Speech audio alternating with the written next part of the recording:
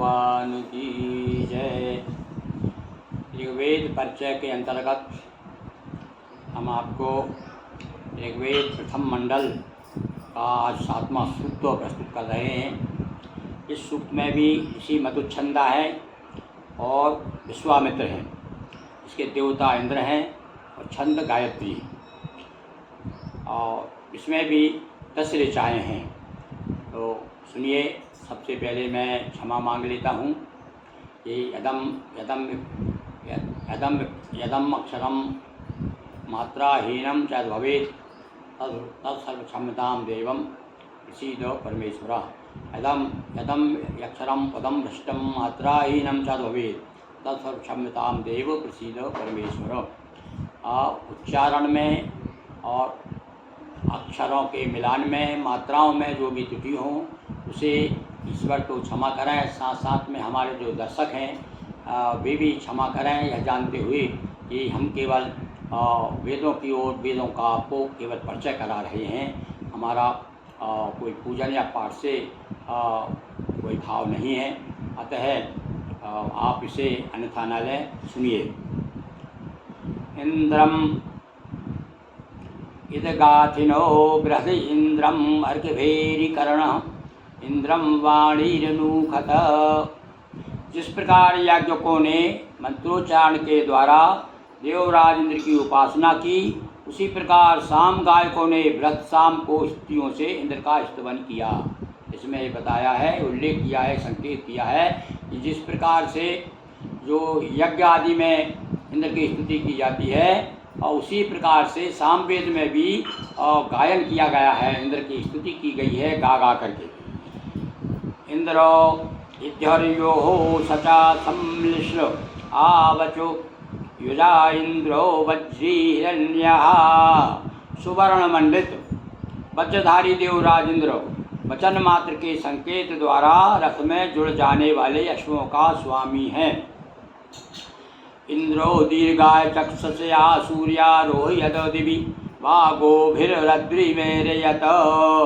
जिसने अपनी रश्मियों से विश्व को प्रकाशित किया, पर्वत आदि समस्त जगत को दर्शनार्थ प्रेरित किया, उस सूर्य को इंद्र ने ही आकाश में स्थापित किया है। यहाँ तो इस ऋषा का देवता इंद्र है, अतः यही प्रमुख है। बताया इंद्र ने ही सूर्य को भी स्थापित किया है। यहाँ इंद्र को हम परम ब्रह्म के रूप में लेते हैं।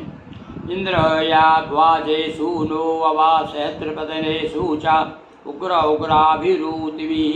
हे प्रचंड योद्धा इंद्र, तू हजारों प्रकार के धन लाभ वाले छोटे बड़े युद्धों में अपने रक्षा साधनों से हमारी रक्षा कर। यहाँ पर इंद्र से रक्षा कामना की गई है कि इंद्र हमारी रक्षा करेंगे। इंद्र वयम महाधना इंद्रमरभे हवामहे व्यत्रेषु वज्रणम। हम सभी प्रकार के युद्धों में वृत्रासुर के सहारक वज्रधारी इंद्र का अपनी सहायता का आह्वान करते हैं। कौन सा इंद्र? जिसने कि वृत्रासुर का वध किया है, ऐसे इंद्र का हम आह्वान करते हैं। सनो प्रसन्नमं चरुम सत्रादावन्नपावृदि असमभ्यम प्रतिष्ठिताः प्रसुकुताः। हमारे लिए मेघों से जल को वृष्टि करने वाला इंद्र।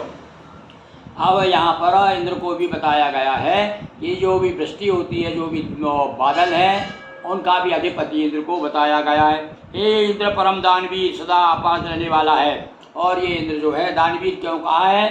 क्योंकि ये हमारे जो भी हमारी इच्छाएं होती हैं, उन इच्छाओं को इंद्र पूरी करता है, पूर्ति करता है, इसलिए इसे दानवीर कहा गया है। तुंजे या उत्तरस्तु माँ इंद्रस वज्रणः या विंथे सुश्रुतिम्मा। वज्रधारी देवराज इंद्र के समान दानशीलता अन्यत्र दिखाई नहीं देती। अब ऐसा इनका मानता है। यहाँ पर ऋषियों ने कहा है कि भैया सबसे बड़ा दानवीर कोई यदि है तो वो इंद्र है, क्योंकि इंद्र के समान ऐसा कोई दिखाई और नहीं देता जो कि हमारी अभिलाषाओं को पूरा करता हो, दान देता हो। इंद्र की इससे उत्तम स्तुति करने का सामर्थ्य हम में नहीं है। और कह रहे हैं भैया इससे और अच्छी स्तुति हम क्या कर सकते हैं। यहाँ तो हमारी वाणी और मन हमारा जो है मौन हो जाता है। तो वृषायिथे वंशग कुष्ठिर्यत्योर्जसा ईशानो अप्रतिष्कृतः जिस प्रकार बैल गौओं के झुंड में जाता है, उसी प्रकार हमारी विरुद्ध कारना करने वाला सर्वशक्तिमान सबका स्वामी इंद्र अपनी क्षमता के अनुसार अनुदान वितरण के निमित्त मनुष्यों के समीप पहुंचता है। यहाँ पर निर्भयता की बात है। जिस प्रकार से गौओं के बीच में सांड जो है निर्भय घूमता रहता है, उसी प्रकार से यहाँ इंद्र को बताया है। इसी प्रकार से निर्भयता के साथ में इंद्र हमारी रक्षा करता है, हमारे समीप आ जाता है। या एक शृणीनाम पशूनाम रज्यति इंद्र पंजाक्षितीनाम, वह इंद्र सभी प्रकार के वैभव संप्रदायों तथा पांचों श्रेणियों के मनुष्यों का एकमात्र स्वामी है। यहाँ पर और मनुष्य की 5 श्रेणी बताई है। हो सकता है 4 वर्णों से भी अलग एक श्रेणी को, कुछ लोग कहते हैं ना कि दास जो है एक ब्राह्मण क्षत्रिय व शूद्र में, और ये अलग से 5वां दास माना जाता था। तो हो सकता है उनका इनके संकेत किया हो। इंद्रम्भो विवस्तस परि हवामहे जनभ्य असमाकमस्तु केवलः, सभी मनुष्यों में श्रेष्ठ इंद्र का ऋषियों और यजमानों, हम तुम्हारे कल्याण के निमित्त आह्वान करते हैं। इस प्रकार से आज हमने आपको द्वितीय अनुवाक का 7वां सूक्त, जिसमें 10 ऋचाएँ हैं और प्रथम मंडल चल रहा है भाई। और पूरे ऋग्वेद में 10 मंडल हैं। पूरे जितने भी मंत्र हैं, जितने भी ऋचाएँ हैं, उन सबको 10 मंडलों में बांटा गया है। इस प्रकार से पूरे दोहा चौपाइयों को 7 कांडों में बांटा गया है। तो आज हम आपको 7वां सूक्त की ओर आपके सामने प्रस्तुत किया है। इसमें 10 इंद्र के ही बारे में आज की जो स्तुति है, क्योंकि इसके पहले तो हमने वरुण की भी देखी, अग्नि की देखी, अन्य देवता की स्तुतियाँ भी हैं, पर आज केवल इंद्र की स्तुति की गई है। बोलिए वीर भगवान की जय।